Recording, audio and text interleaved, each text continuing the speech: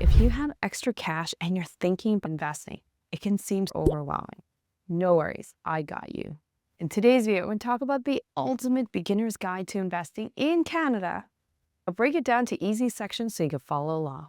Let's talk about why invest and not save. Investing isn't just for Wall Street pros. It's for anyone who wants their money to work instead of you having to work your entire life. Your money just sitting around is losing to inflation. Let's say you have an extra $1,000. You can have a lot of fun and just spend, or you could drop it into a savings account, or stash it like my grandma into a sock and hide it in your closet. But here's the problem. Inflation is eating away at your money. That $1,000 won't be the same in a few years. Prices are ultimately going to go up and your money's buying power is going to be less. The smartest move that you can do is invest that money and make that money grow rather than shrink. There are two key ways to do this. Number one, you can become an owner of a company. Let's use NVIDIA for example. You can own a tiny sliver of the company, and if NVIDIA grows, your investment also grows. Number two is compounded interest.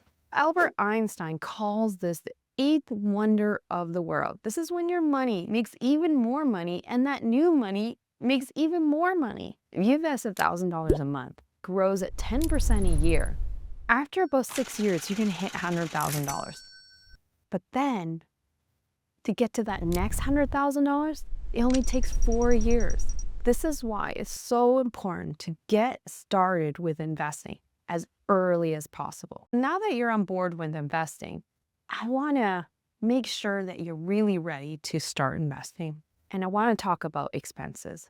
Now, a lot of us stress about big expenses like rent, mortgage, grocery bills, but it's really the small stuff that kills us. It's that $15 salad bowl that you buy, or that $12 smoothie that you buy after hitting the gym, or the forgotten gym memberships, or the streaming subscriptions. That's usually where all the money is wasted. Here's the part most beginner investing videos don't tell you. People struggle because they don't give their money a job. Wandering money is wasted money.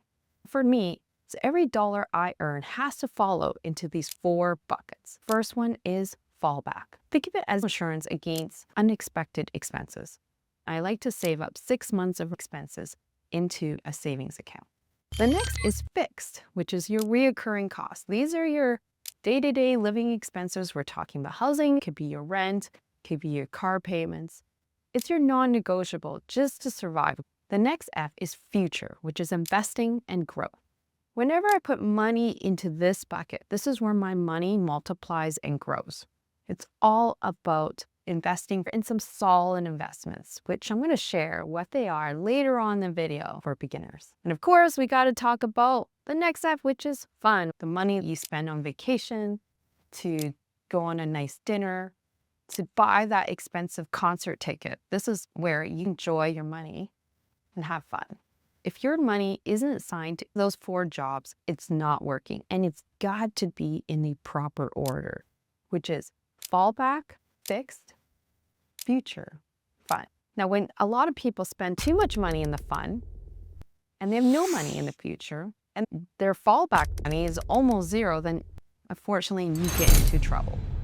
So make sure that you have money to invest after having your fallback money and your fixed money already taken care of. I have a story to share with you. Back when I was in university, I bought my first shares of Apple, Microsoft, Nike, Skechers, and they were all super cheap. I used my $1,000 and these companies during the tech bubble and all those stocks had fallen like 60% off of the initial price. Back then, Apple's was worth $15, Nike less than $10. And within 8 months, it doubled. But I also had to pay rent. My rent was $750 and I had to sell all those companies to pay my rent and pay for tuition. That was a big mistake because that $1,000 is worth 5 figures now. Unfortunately, I had to sell it to pay off my expenses. Don't use your future investments to pay your fixed expenses or your fallback fund. That's exactly what I did and it cost me dearly. The next big question is what do you invest in? Now, a lot of us, when you're in the beginning stages of investing, you hear about that hot stock, or you get a little bit of fear of missing out because some company's shooting up and rocketing to the moon. But just because a stock crushed it last year doesn't mean it's going to crush it again next year. For beginners, the safest way is investing into an index fund. An index fund that you can hold forever and even tax-free for a Canadian. When I say invest in an index fund, I'm saying that you're investing a tiny, tiny slice of every one of these companies in this entire index. Instead of putting all your money into one or two companies and worrying if they're going to crush it next year, you get to diversify and lower your risk. History shows that if you invest in the S&P 500 for the very, very long term, you're going to be up. Let's look at one of my favorite index funds, which is the S&P 500. And in Canada, you can invest in VFE, VSP. There's many, and I'll show you the ticker list for all the Canadians out there. Each of them have their own management fees. Any one of them are pretty good. Let's talk about how much money you really need to invest. A lot of people think you need thousands of dollars, but you just need to start. It could be as small as $10, $20, but it's really building the habit. It's like going to the gym. You're not going to grow muscles just by showing up. You got to put in the reps. Let's build that habit of taking a portion of your money and automatically transferring to your future fund. My rule of thumb is invest money you don't need for at least 5 years. Not money that you need to pay for your day-to-day expenses. If you're saving for a house or a car in 2 to 3 years, don't invest. The stock market isn't a place to make your short-term bets.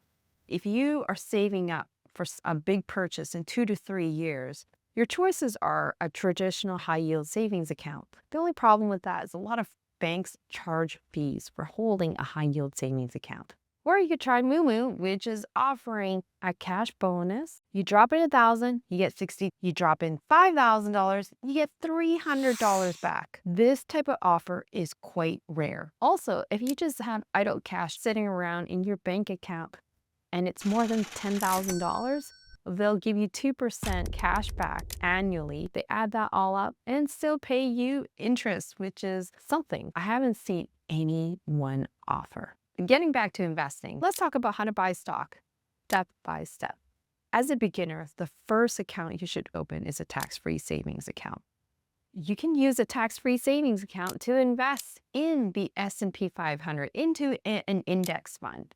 And any money that grows in it is tax-free, and you can withdraw that money anytime, penalty-free. Let's buy our first stock. I want to buy a Canadian ticker symbol that represents 500 of the biggest companies in North America, which is ZSP. So I'm going to type in the ticker symbol there. Then I'm going to buy it.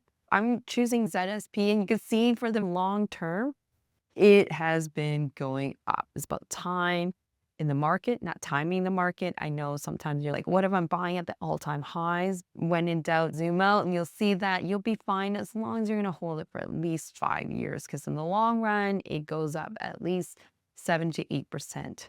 I'm gonna buy the regular trading hours, and I'm gonna put a market order. You could buy a limit order, which means you want to buy at a set price, but I'm going to put a market order, meaning I just want to buy it when the market opens at any price. I'm going to put in 10 shares, which is $1,000 Canadian. You hit buy, continue, and then confirm. It's as simple as that. It's just putting in the ticker symbol. I even did this for my daughters today. I got them to buy their own stocks in their registered education savings plan.